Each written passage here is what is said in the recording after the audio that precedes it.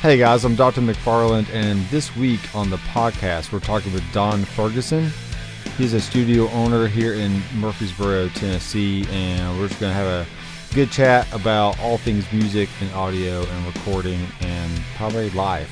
So, hey Don, how's it going tonight? Doing pretty good, Nathan. How are you today? Oh, well, you know, wrestling kids and dealing with life in general is always fun. So, I'm glad to be here. Understood, yes. Thank you for having me on. Yeah, anytime. So, what have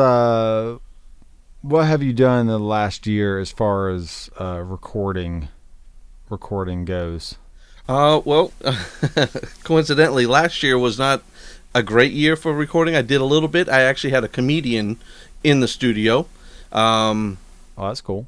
And he was pretty good. I think it was his first time in the studio, so we kind of worked on that, finessed it to get him comfortable and made sure he was liking what he was hearing and things of that nature. So, we're trying to finish that up with him. Due to COVID last year, we kind of had to stop what we were doing, and here we are coming around the corner again of round 2 of COVID. So I'm not sure how that's going to work out for him coming back or getting him to come back anytime soon. But I'm going to try. I'll see what he says, and if he feels comfortable, he'll come in. Sure. I mean, your vocal booth is 6 feet away, right? Yeah. Or does that work like that? I don't know. Well, can you see that? The floor? Something, yeah. Yeah. I record them in here, in this room. Okay, you don't have like a separate booth? No, we don't have a physical vocal booth. This is essentially one room. Gotcha. And it's just, it's decent size, but we could do like DI, guitars, bass, vocals, MIDI. Oh, sure, yeah. As a matter of fact, like about 2 or 3 weeks ago, I had a guitarist, local young guitar guy, come in, and we have some studio instruments and things like that: guitars, electric bass. We have an acoustic guitar as well. A P bass, Fender P bass. I kind of wanted to have a Fender bass. I think they are just great. Being a musician, I am a drummer, played drums for 30 years, so I kind of know a little bit about some instruments, not all. So my wife and I, we try to make sure we get good, decent equipment for musicians to come in if they don't have something, or if they're not sure what they want to use, we'll supply them or offer them an option. So, right. Well, that's good. Yeah. Is it true that that a face mask really helps with like the sibilance in the microphone? A pop or have filter? You tested that yet? A pop filter? Yeah. It's a pop filter right on your face. Yeah. Well, I don't know about right on your face, but I think a pop filter does help. Yes. With the plosives.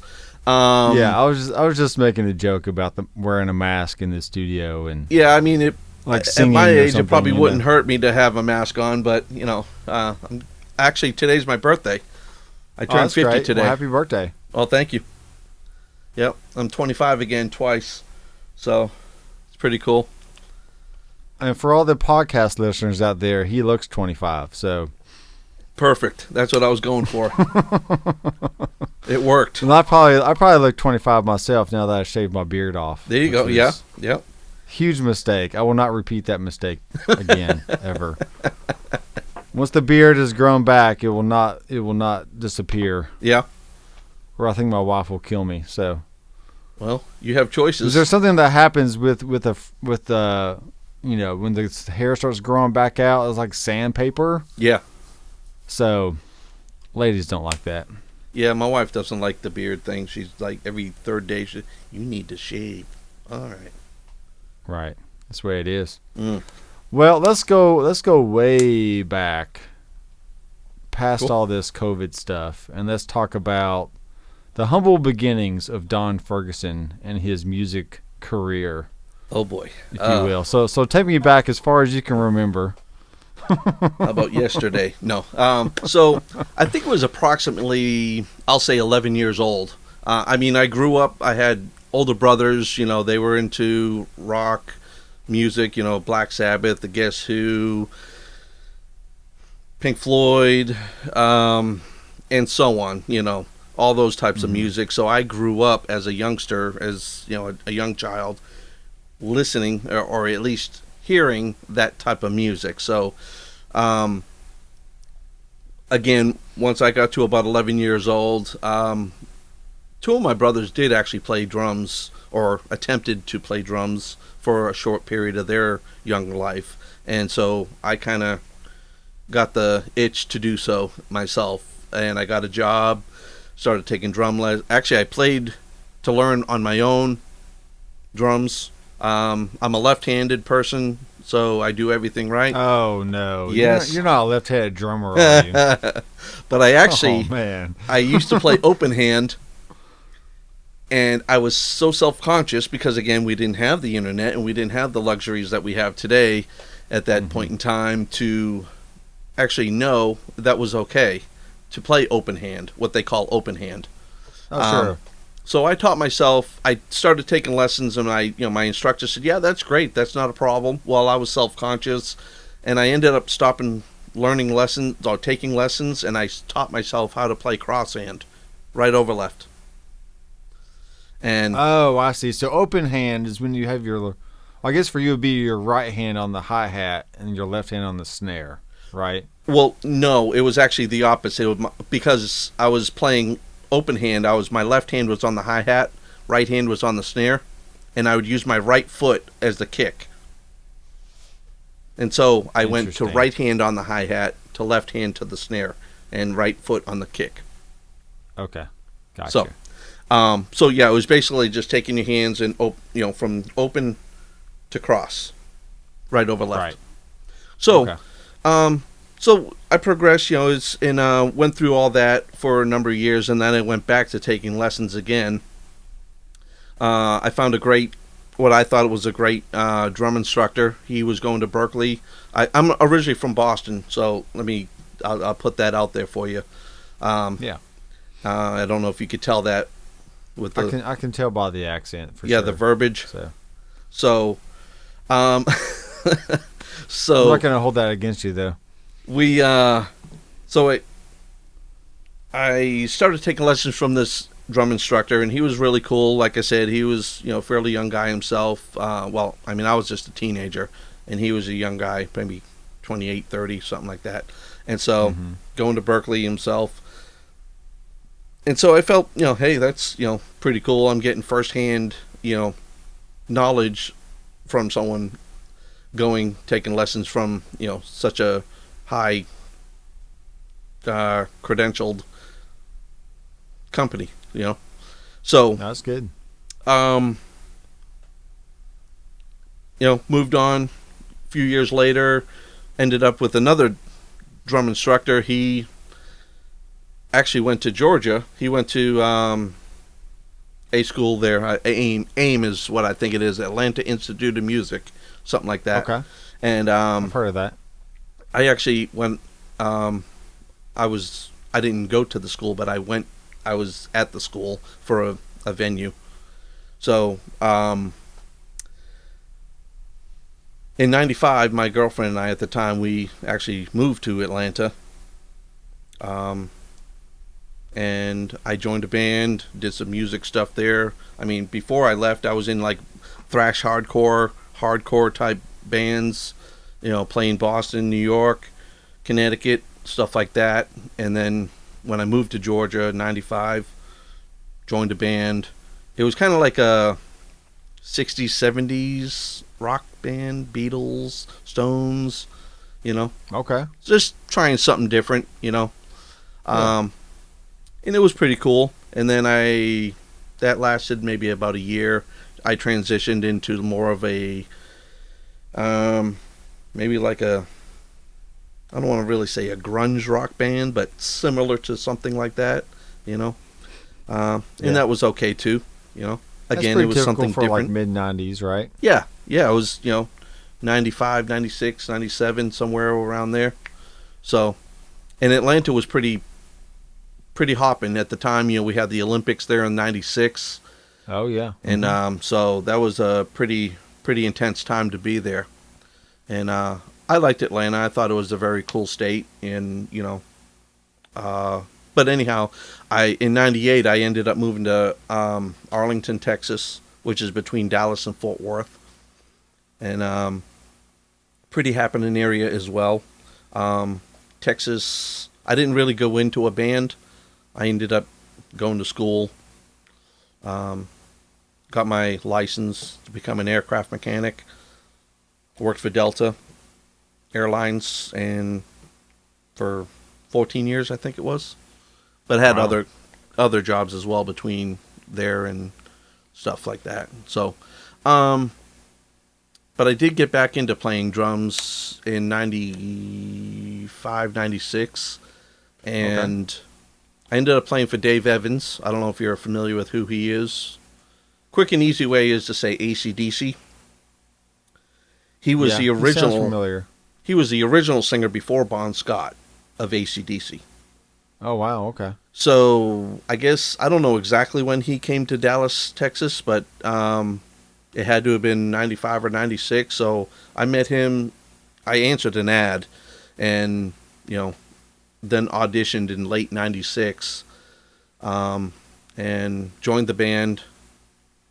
And early '97, I kind of left because I wasn't really getting the information that I was asking for. There was really no positive. There wasn't a positive outcome per se. Yeah. In it for us as the musicians. We were just kind of like the. Was it just like a self-named band? Like it was it? What was the name of the band? The name was Dave Evans and the Badasses. Oh, okay. So right. it was you were the backup band for him. Essentially, we were just the musicians, filling in, because he would go back to Australia, record the album, and go back to. He had, I think, like 3 or 4 different bands. Now, not just in the U.S., but one in the U.S., I think one in Germany, obviously Australia, and maybe somewhere else. I don't recall, but right. That's what his goal. That's what his deal was. He just would go around and get musicians to play in his for him. So that's interesting though. Yeah, it was decent. It was okay. Dave was a good guy. I mean, Dave was cool. He was just a business guy. Doing his thing. Right. He just needed people to fill the spots, whatever that might have been. So yeah, that makes sense. So yeah, I essentially I decided to leave and go back to Delta Airlines in 2007. And so once I got there in Atlanta, I got settled, started playing again in a band. It was a southern rock band I joined, and they were pretty cool. That lasted maybe 2 years. And in 2009, I decided, I'm kind of tired of doing the band thing. It's kind of like a relationship.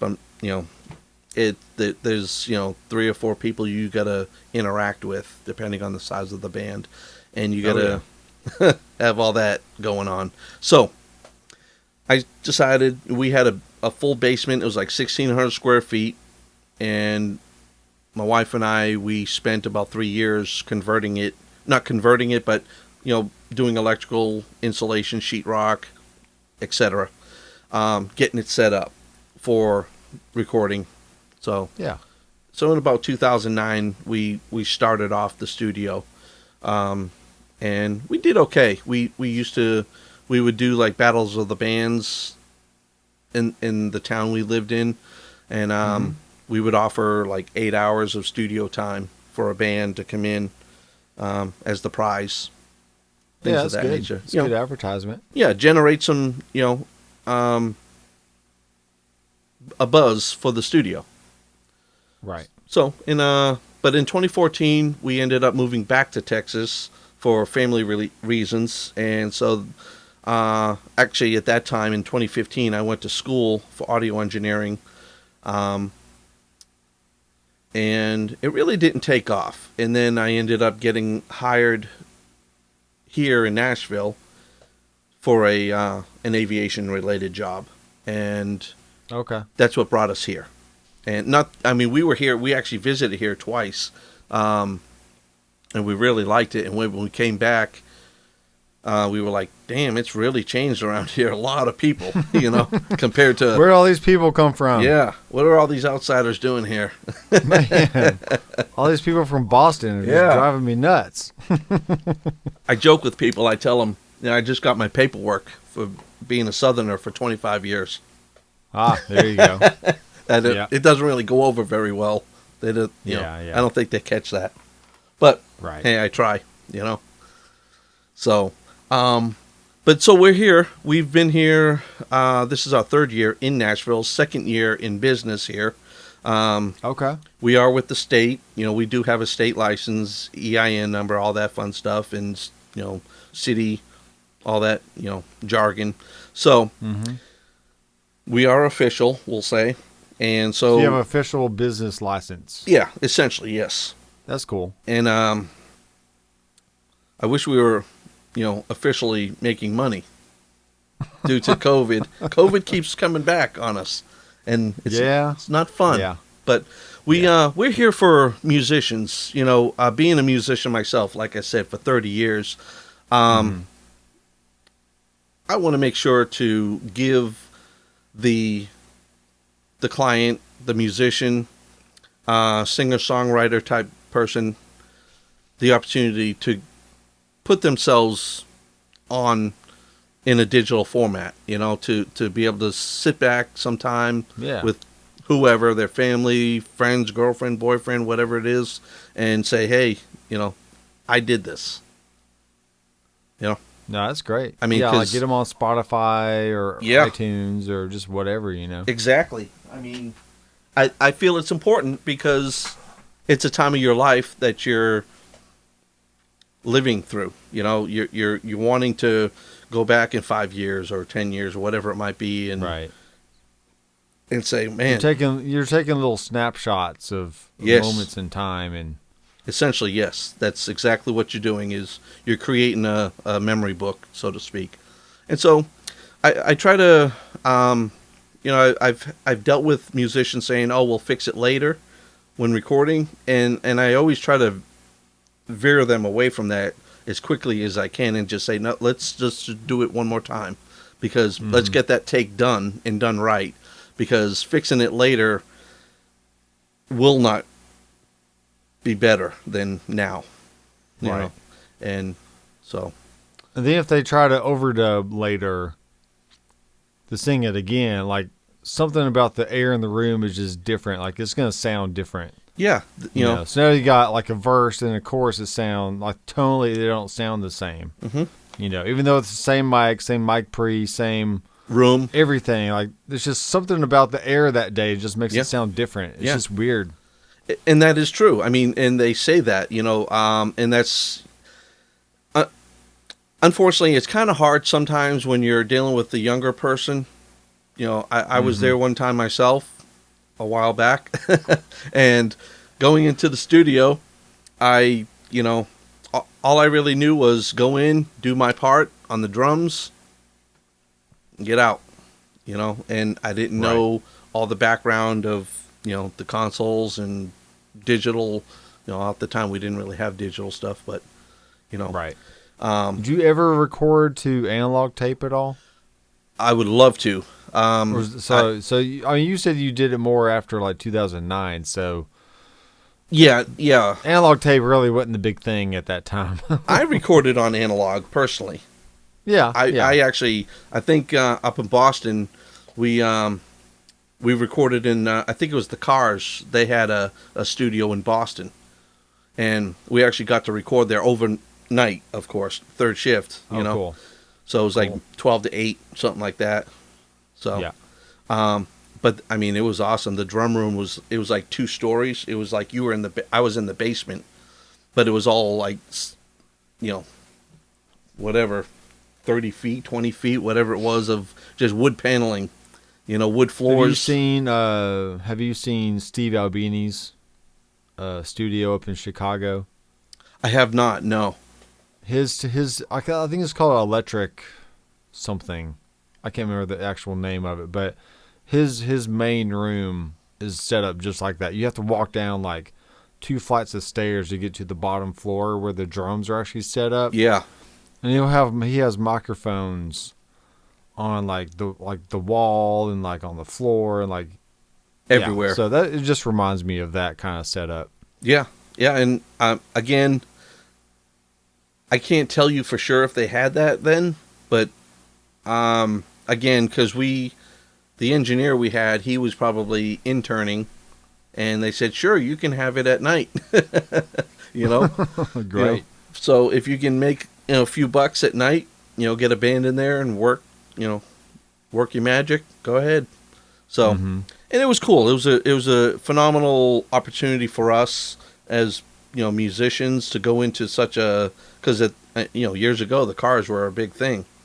Oh yeah, totally. And we did record onto analog 2-inch tape.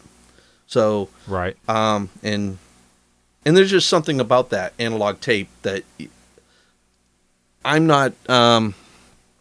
It's just what you get out of it. There's something. It's like that ingredient in the pasta. The sauce that you're not quite sure what it is, but you sure as hell love it. So well, I think it forces you into a different frame of mind to where like digital is almost like nothing's really ever final with digital. Yeah. I mean, in a sense. Yeah. Because you can always get back to the mix. You can always tweak it. You can always fix something, right? Fix it later. But with analog, is if you don't want to go in with a razor blade and start cutting tape, yeah, you better get the take right. And otherwise, it's not going to sound like you want it to sound, Exactly. And, and that is kind of like we were just talking about a little bit ago, is that, I mean, without being a jerk to the younger, people coming in and they have a somewhat of an understanding of, hey, we can just, punch in, punch out, or, fix it later or something like that. And it's like, well, why don't we just get it done right, and then everything will flow, just that much better. Right. So, and that's important to me, is to try to come across to say, hey, look, let's do it right the first time, and then we don't have to worry about trying to fix it later, because trying to fix it is not fixing it. That's just kind of putting a Band-Aid on a bad wound, And sometimes it can just be a nightmare. Sure, yeah. Trying to deal with all that. I had a good story for you about that. In Georgia, I recorded a cover band. They won studio time. Oh, yeah, sure. And so we were, things were rocking and rolling. We were getting things done, and all of a sudden, the drummer, he was done with his stuff, and we were just doing some guitar stuff or backing vocals. I think we were doing backing vocals. And so I had, 2 guys in the room, in the drum room, just, singing into some mics. And he just decided to go in there, grab the tambourine, and start slamming away on the tambourine. And I'm like, I couldn't stop him at that time. I was like, I should have just stopped him and, started over from that point with what we were doing with the vocals. And I was just like, well, a little late now. So maybe he was trying to do a Saturday Night Live, more cowbell kind of thing. I think he was, except he wanted to use tambourine, more tambourine. Yeah. He just grabbed the first thing he saw. I was like, oh, this will work. Yeah. He got to excited. The vocal booth and start shaking it around. He was loving it. He was digging it. They were having a great time and everything. And that's what it's about, is having a great time. But I ended up having to go in and it was a learning curve for me because again I wasn't that experienced at the time. Oh yeah. So it was a big learning curve for me, and I had to do a lot of cutting and slicing and lowering of the tambourine as opposed to the vocals, and some got there and some didn't, and I was just like, did the best I could with it, Right. Because it's not like the tambourine was actually in time with the music, right? Well, or was it halfway decent? It was decent, yeah. Okay. Yeah. Okay. But again, when you're trying to do levels, and it's going into a microphone, you're really kind of restricted on what you can and can't do. Because if someone's singing at that point and he's hammering on the tambourine, and it's kind of drowning out the vocal, your hands are tied. Oh, sure.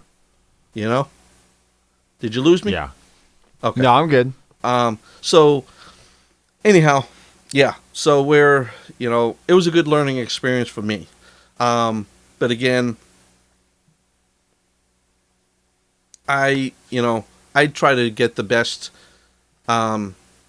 recording I can for the the musicians, and try to make sure that they're happy with what they're hearing. And again, always try to send them with something, or I'll email it to them, because they just download it onto their phones anyways, listen to it in the car or whatever. So, yeah, well, let's talk about real fast. Let's talk about the some of the gear you have there in the studio. Sure. And how it's set up and routed and all that stuff. Sure. Do a little gear talk, if you will. Well, we have a 48-channel console. It's a Midas Legend 3000. It's actually a live console, but we have converters, Focusrite converters, 16 channels. We have some outboard gear. I like to really work in the box. Honestly, it's just quicker and faster. Oh, yeah, totally. But we do have EQs, mic pre's and everything on the console. I like to go through that. Sometimes I'll use the EQ. Sometimes I won't use the EQ on the console. Yeah, because you can print, right? You can print the EQ. You can, yes. Yeah, I mean, it'll just embed right in. Sure, that's great. As long as I engage the EQs on the console, on the channel, it'll, bring it right into the computer.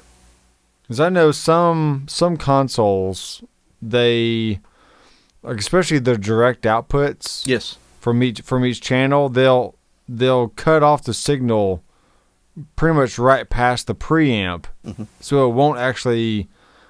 It won't send the EQ section to the direct out unless you send that channel to a bus, and then you can record it through the bus. But so is that how yours is set up, or? Well, mine's set up. Essentially mine is going through the converters. So if I engage the EQs on the channel, it's going through the converters, coming right to the computer. So it's basically printing right as it's playing, recording. And microphone wise, we have an SM58. A SM7B and an SM58, the ball microphone. I always like to have a couple options for the vocals, to give them some options to, each person's a little different. Oh yeah, totally. If they're going to be a screamer, well, they're getting the 58. I'm just, I'm not going to sacrifice my, $350, $400 microphone if they're just going to scream into it. It's not going to really help much. We're not getting a lot of tonal, concerns there. So, but we also have orange amps. Cool. We have a 4x12 cab. We have a Axiom 49 MIDI controller. Again, we have two electric guitars, two electric bass guitars, one acoustic guitar, a mag slide. I don't know if you ever heard of them. Magnesium slide. guitar? Yes. I actually just got that from the NAMM show. Oh, you went there. Yeah, I went to NAMM. Did you talk to 2 Mike? weeks ago. I can't remember the names, Older guy? but yeah, an older guy. Yeah. So yeah, the mag slide right there. Yes, sir. Yep. Got it. I got the silver one. Yeah, Yep. It kind of has like a rainbow kind of color to it. No, just silver. Well, when I saw a silver one, it kind of had this like if you turn it different ways, you can see like little rainbow colors coming through it. Oh, really? Yeah. But maybe that was a new version or Yeah, something. it might I'm be not a sure. new model. Yeah, because I just went with the black one. So Yeah. that's what made sense. Mine's called the Eclipse. nice. That's Yeah. awesome. I'm not a huge slide player, but I figured, hey, for $30, it's worth a shot. Yeah, exactly. It'll give it's me always, something else to do a video review on for my channel. So and it's good to have. It's one of those things. It's right. you just, again, I always make sure to say, hey, we got a slide if you do any slide guitar playing. Most times it's no, we don't. So, Right. But yeah, we really need to expand. We have, again, we could record a whole full band if we had the facility for it, but we don't have Right. that right now. We need the clientele to come in to get the singer-songwriters flowing, Oh, sure, yeah. to show the banks, if when we go to expand, hey, we have a clientele list, and this is what we're, bringing in monetarily. Right, So, right. That's always their important side of everything is, if we're giving you some money, we want to know we're going to get it back. So, Exactly. and I understand that. That's perfectly fine. So, we just upgraded last year to a Mac Mini. We had the Yep. Mac Tower, Yep. Mac Pro Tower. Again, after X amount of years, 10 years or so, they, with the upgrades and everything, it kind of hits the ceiling with upgrades. And Oh, yeah. so we spent some money on that. We use the, we have a Dante card for the converters. So we Yeah. use that as well. And that works pretty well. Is that the Focusrite? Is that what that is? It is, yes. I just recently found out because I was getting a message in regards to an updates issue. Because I guess somebody's not supporting that software anymore. So Gotcha. Okay. the message is hey, there's no more support for this item, and so on and so forth. So I was calling around, and I called Focusrite first because I've always had great. That's what I love about Focusrite. They are very good at working with you. Right. Getting back That's to great. their customers, because I'm a customer of theirs. I've $5,000, $5,000 or $6,000 worth of equipment sitting in our studio. So I would hope they would be somewhat responsive to me. So Right. but other equipment we have the A7X Atom monitors. Yeah, I've heard those are good. They're very good. I like the ribbon tweeters. I don't think the 7-inch diameter woofer is that good. It's okay, but I've heard the 8, and the 8 is significantly better. Okay. We have Carl Tatz. I don't know if you're familiar with Carl Tatz Design. Mm-mm. He's here in Nashville. He makes a monitoring system, and subs. We bought a pair of his subs. They're I think I might have went to his website the other day. Carl 'Cause Tatz. I was looking for like studio designers. Yes. I think his website came up, so that's cool. Yeah, he builds a lot of studios around here in Nashville, and throughout the country, as far as I know. Carl's yeah, a great totally. guy. He's a very good guy to talk to. He's always Okay. willing to talk with people and help you out. Of course, he Cool. always wants you to buy his product as well, which is not bad. Oh, yeah. You know, that's Right. part of it. So we have a set of his subs, 12-inch subs, sealed boxes, and for this room, they do a pretty good job of thumping, we'll say. That's great. And I feel it's important to have the subs. A lot of people say, "Oh, I don't need a sub in my studio," and coming from not having a sub to having a pair of subs in my studio, Yeah. you don't have to have it at 110 dB, to feel that. You just need it to be moderated enough to mix in with your sound of your mains, your main speakers. In my opinion, I'm not an expert at that, but that's how I feel about it. Is you want to get that thump, you want to hear it and feel it. Not hear it so much, but feel it. Sure. Yeah. It's important to be in the mix, I feel. Because you can make minute adjustments or you can make big adjustments.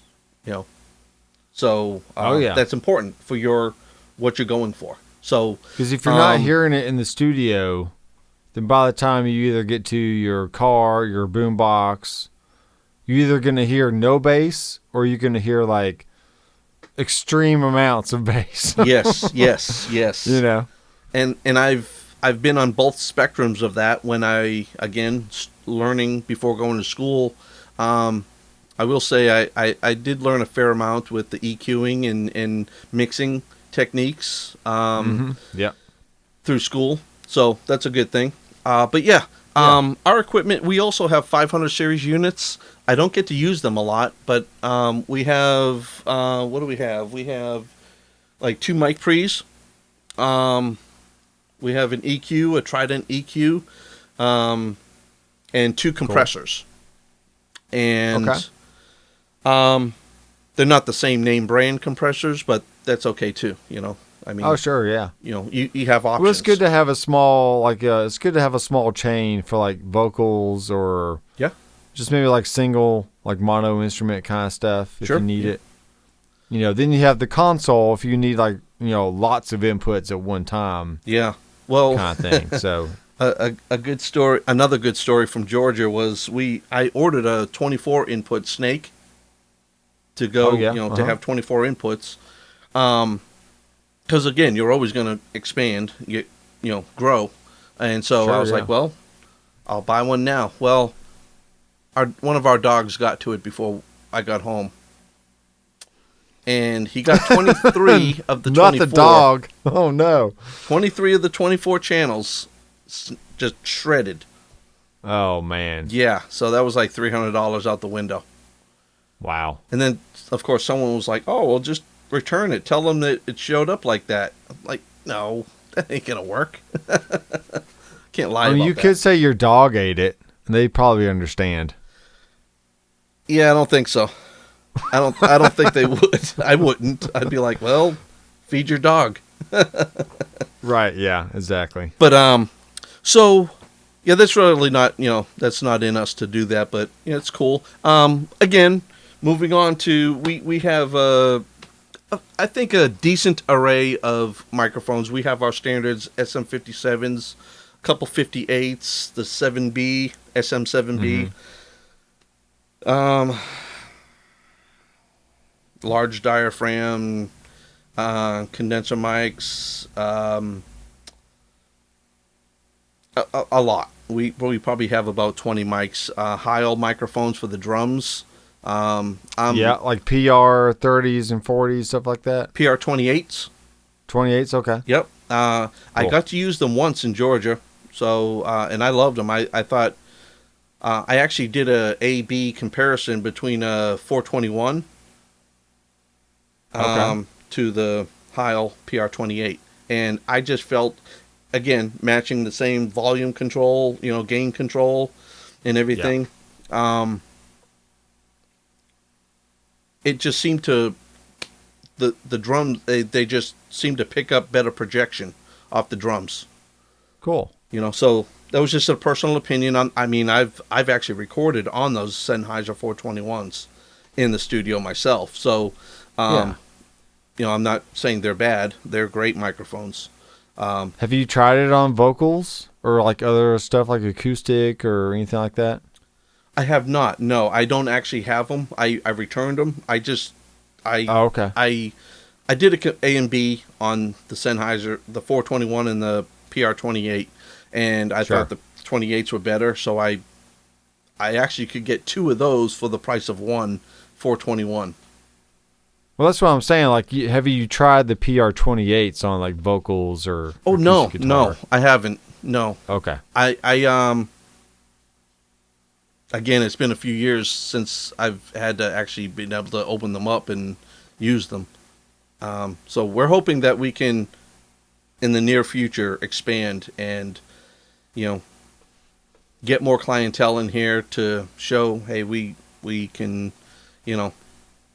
be trustworthy enough to. Well, maybe you can do I don't know if you're a YouTuber or not, but maybe that's something you can kind of start doing is taking your microphone collection and just showing how they sound on different sources. Yeah. Yeah. That's kind of interesting for people to watch, Sure. It didn't have to be long. It can be like a 5-minute video, just like here's a female singer with a SM7B versus a PR28. Yeah. And I think those comparison videos like that are fairly popular on YouTube. So yeah, again, with this COVID thing, it's really kind of dragging us down in a sense because, again, we don't know a lot of people here in Nashville or in Murfreesboro. And there's places around here that, musicians play, singer-songwriters. But with COVID and everything, we're not able to really get out there and to interact with them. So it's kind of hindering us. Yeah, I understand. But so where's the name of your studio come from? It's all up here in the mind. What it relates to is, you've heard the saying, "This is going to cost me an arm and a leg." Correct? Oh, sure. Okay. So I was kind of drumming up names. What's a good name? This, that, and the other thing. And I was like, well, one less limb. It's not going to cost you an arm and a leg to come in and record. So right. Just one less limb. Yeah, just one limb. At least you get 3 others. You can have your choice, whichever one you want to keep. That's right. What do you want to spare? So I actually had a person on the phone. It was a woman. Of course, she didn't know who I was, and she asked me about the name. Well, with the name, are you an amputee? Or I said no. I said, I just come up with the name, as opposed to cost effectiveness. And she's like, right. Oh, one less limb. Okay, yeah, okay. I said, it won't cost you an arm and a leg, but it's going to cost you something. Right. That's great. I like that. That's, that's the way some people understand it. They're like, oh, that's a cool name. And some people like, dude, you should change your name.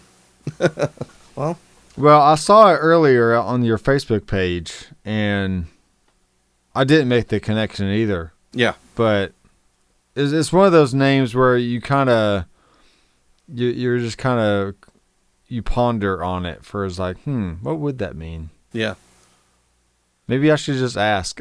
Yeah. Well, as a matter of fact, on our business cards, I do put where it won't cost you an arm and a leg underneath it in small lettering under the name. Cool. Yeah, I actually put it on the business card just to help get them over the threshold of what its indication is. Just throw them a softball there. Yeah, I mean, we all need help sometimes. Oh, man. I know that's right. Well, that's good. I mean, I like the name. I like the gear choices. I think are good.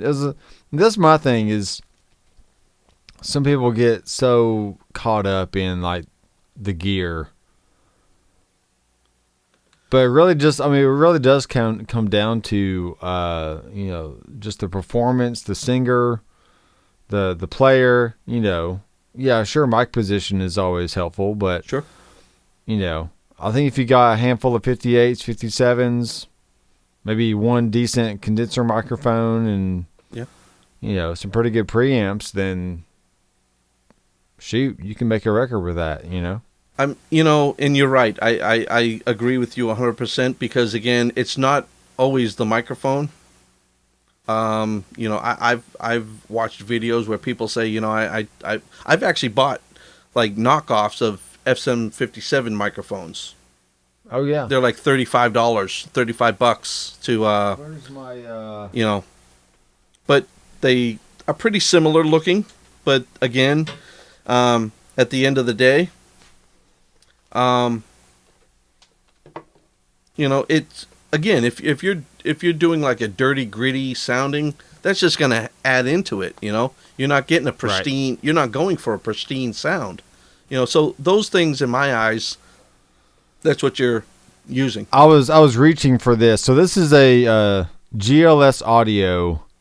Okay. Microphone. Yeah. And if you go to their website, you can actually get like really inexpensive. They're not cheap. They're really well made, but they're just inexpensive cables, like XLR cables, stuff like that. Yeah. I got this off of Amazon for $13. Damn. Wow. It looks like a 58. I know it does. Yeah. It's actually a little shorter than a 58. Uh-huh. But I want to do a shootout. I want to do a shootout between this and a 58. I think that'd be an interesting option because I had the 57 version as well. Uh-huh. And I used it on a drum recording not too long ago, and they sounded great. Yeah. It's like, wow, okay, $13. There you go. Oh, here's the other one, right here. Here's the 57. So 57, 58, $13 each.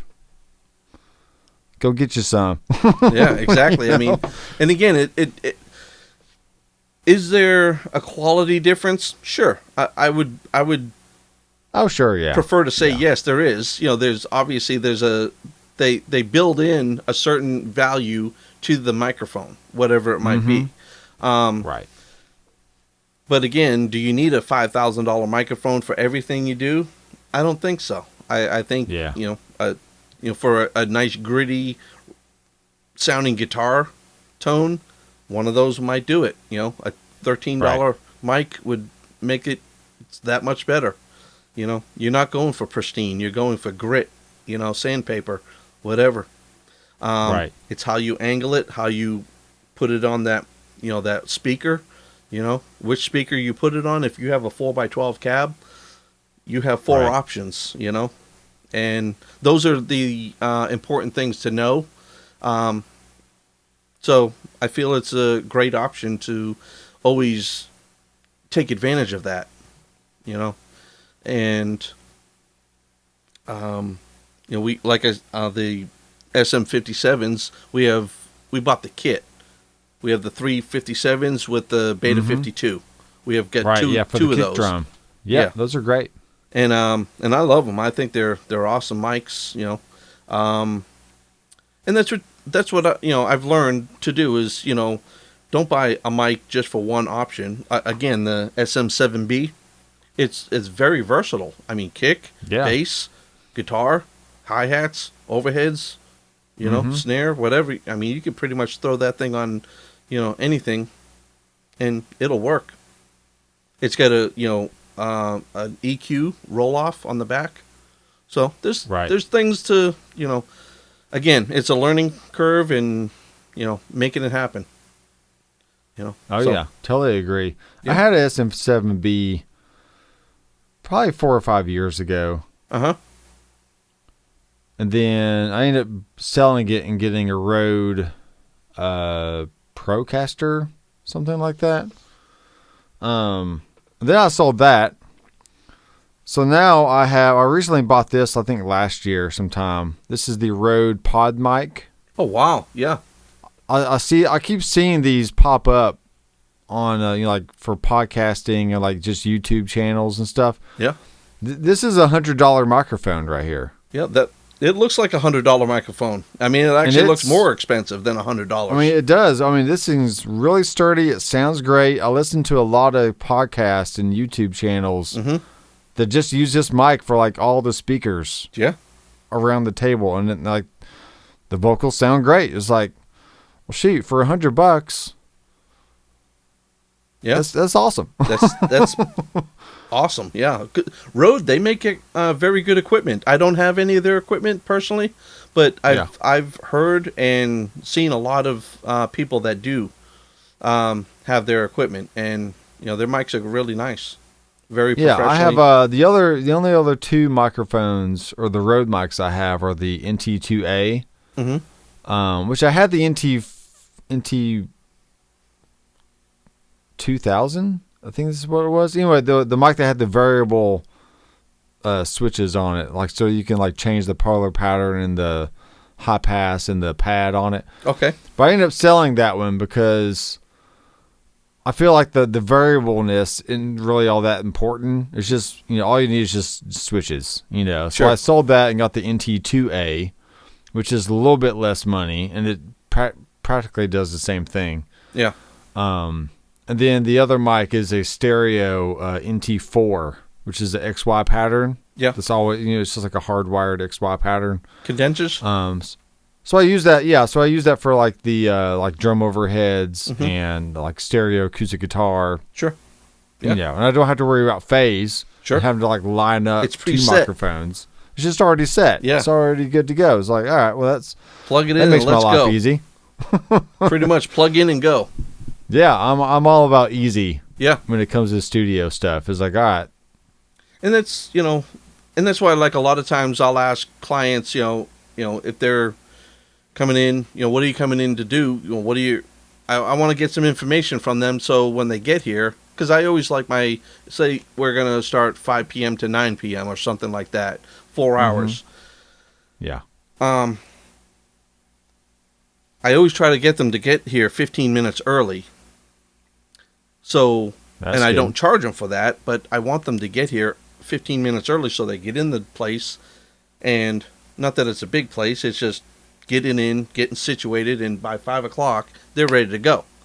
We're not here at 5 o'clock and then 5:15, 5:20, we're getting ready to go, because now you're on the clock, and I try to explain that to them. And I, as a matter of fact, in Georgia, I used to have the drummer come in the day before. I'd let them set up, I'd mic them up, I'd do a drum check in levels and all that stuff, and you ready to go? We're ready to go. All right, get out of here. We'll see you tomorrow. For the night. Friday night. Yeah. Go home, do what you got to do, but be here tomorrow morning, ready to go. Yeah, and don't do any final takes while you're setting up, because if you play on one day, like I said before, if you play one day, then you come back the next, the drums are going to sound totally different. Oh yeah, I mean, and again, we do like another quick check of everything, because again, we got amps and bass and vocals and stuff like that. I'll even let them come in if they're available to come in Friday night or the night before or whatever it might have been, and do it then, and that way they're not. I just remember lugging my drums into a studio, getting them all set up, and then, all right, let's record. Like, damn, I'd like to, rest a minute, but whatever. You got to do what you got to do. Yeah, because those drummers, they get pretty worn out just by, setting up their drum kit. Oh, yeah, yeah. I mean, I didn't have like a massive, I wasn't like a big double bass guy or anything, but I mean, I had like 3 or 4 rack tom, 3 rack toms, a 4-tom, kick drum, snare. You got to set all that crap up. And cymbals too, so. Oh, yeah. A little bit of work. And, but it was always fun. You had the energy then when you were younger. Right. That's why I'm a head rush guy nowadays. I use the head rush pedal board for pretty much all my guitar and bass recording. Even when I play out at church or somewhere, I just take my head rush because I don't need an amp. I don't need a pedal board with all these different pedals and stuff. I just throw in my in-ears, run the XLR outputs of my head rush to the front of house, and You're ready to go. I'm done setting up like 2 minutes flat. You know?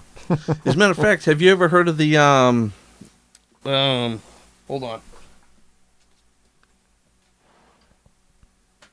The Tech 21? Tech 21 Sans Amp? Those are great. This is the Para Sans Amp. It does guitar and bass. Cool. They have cool. one specifically just for guitar and one specifically for bass, but the Tech 21 Para is guitar and bass. Yeah. You can do both on the one pedal. I have seen those. And they seem pretty great, I mean, it's not a bad little unit that you can just hook in and take off, So you would essentially have someone plug their pedal board into that, and then that becomes the amplifier at that point, right? Yeah. You can use it as a pedal, or like an effects pedal, because it has a switch on it, turn it on, turn it off switch. I actually was in a band with a guy that he kind of used it to help boost his signal, his bass signal. So, that's and great for tone as well, because it has a little EQ in there. So, so yeah, I mean, it's again a multi-use purpose piece of equipment. So that's kind of where we go nowadays, is to multi-use pieces of equipment. You got to. Yeah. You can't have these one-trick ponies, just laying around. You got to have multiple things working for you at all times. Exactly. Yeah. And, and again, trying to get the clients to come in, you're going to do vocals? Okay. So, and like I said, I'll set up 2 mics. Which one do you want? We'll do a quick vocal mic take on each one. And which one do you like? Okay, we'll go with that one. And we're off, We'll, Yep. And I had an issue with the guitar. We were recording guitar tracks, and the guy, he got done with his first one, listened to it, he loved it, and he's like, all right, I'm ready to do my next one, my next guitar part or song. And I was like, all right, well, let's tune up.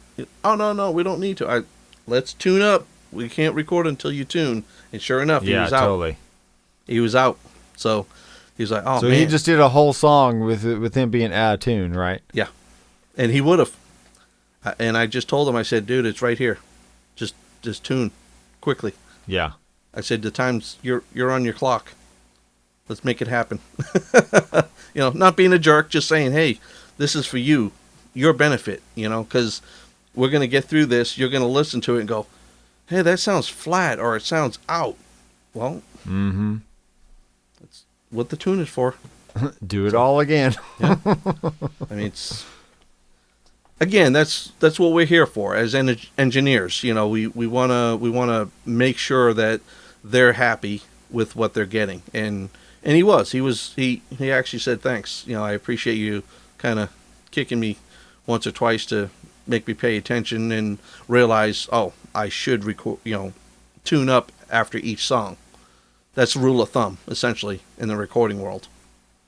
Right. So, well, let's start wrapping this thing up here. Yep. And so, what is in the foreseeable future? What's some kind of like some short-term goals that you want to try and accomplish? We really want to again build our clientele. We are looking. We're here in Murfreesboro, Tennessee. Okay. We're probably 10 minutes from MTSU, and we're looking to get out there and to meet people, and again expand. We want to grow, and I mean, we're ready to expand with our equipment. We have a fair amount of equipment, and we could easily run a full-fledged studio. And also, we would, at some point in time, if we had a live room, being a drummer, I have a recording series drum set, and I have an acrylic drum set, and I would, those would be 2 perfect pieces of equipment. Plus, I have a number of snares. But anyhow, I'd like to get a live piano, big piano, grand piano, something like that, to also have in there to record. Yeah, that's cool. Yeah, that would be pretty nice to have. Again, at Augsburger monitors. I don't know if you know of them. Have you ever heard of them? I have not, no. Okay, Dave Malikpour. He's from Mass, and he is the owner of Augsburger Monitors and professional audio design as well. And they will also do your rooms for you, your studio rooms. Dave is a great guy. He does a phenomenal job. He is very personable. He is very approachable. He's actually had my wife and I to NAMM. The first time we went to NAMM, he gave us tickets for that to, as a, introduction to their stuff. Cool. They're pricey, but they're good. They're top notch. I mean, you just go on his website and look at his clientele and see who he's got as clients. Right. It kind of says it all, doesn't it? And he's not just here in the U.S. He's, across the waters and stuff. So he's getting around. But no, that's great. We are ready. I mean, we actually we would like to have 2 studios. We actually would like to have like a green screen room to for studios, for musicians, for bands to come in and do a video shoot. Someone like yourself that has that capability and knowledge, right? You would be a person I'd want to reach out to have that done. Oh yeah, and that would be for you, your end to do that. So, but that's we're about communicating with people and reaching out and trying to network with people. Again, it never hurts to meet a new person to. No, it doesn't. We got hooked up over the phone through a support ticket, and here we are now recording a podcast. So yes, sir. And thank you for this. I greatly appreciate it, Nathan. Well, that's the kind of guy I am. Is like, I'm a people person. I'll talk with anybody. Not saying that you're just anybody, but kind of am. Kind of nobody. But you like music. I like music. We both record. Yeah. Let's keep this thing going, Yeah, man. I definitely, if you have, I'd like to meet in person sometime, have you come over, or, I'll come to your place, and, check stuff out, Yeah. So it's all good. Well, yeah, I should be moving to Murfreesboro, like the Walter Hill area here pretty soon in the next month. So I'll be a little bit closer to you, I'm sure. Awesome. 'Cause it'll be off of 231, that area of town. But yeah, thanks again for being on the podcast and just being willing to talk about your musical adventures. Yes. And all the many facets. Yes. Where can the listeners contact you? Either on Facebook or maybe a website of some sort? OneLessLim@yahoo.com. Okay. That's my email address. Or my personal email address. Or they can call me at 214-789-0510. It's a Texas number, but I normally ask people to text me so I know who they are, who's calling me, if I don't have you in my contacts. Just because we all get a lot of spam calls, and I don't know how many calls I get a day from Texas, and I haven't lived there in 3 years, so but they think we're still there. Yeah, exactly. And we keep it that way. But yeah, man, it's great to be here in Nashville, and we're super excited. And again, like I said, if we can get over the hump of the pandemic, coronavirus, the new Delta variant, or whatever might be coming around the corner after that, if we can all just do our thing and get past that. I know none of us like wearing the masks. I definitely don't, but it helps, to a degree. Oh, sure, yeah. That's my 2 cents. We'll all make it through, and we'll meet up in person here soon. Okay, Don? Yeah, man. It sounds great, Nathan. All right, so if you guys want to check out One Less Limb Studios, be sure to do that. And In the meantime, I'm Dr. Mcfarland. I will see you in the next video. Keep rocking.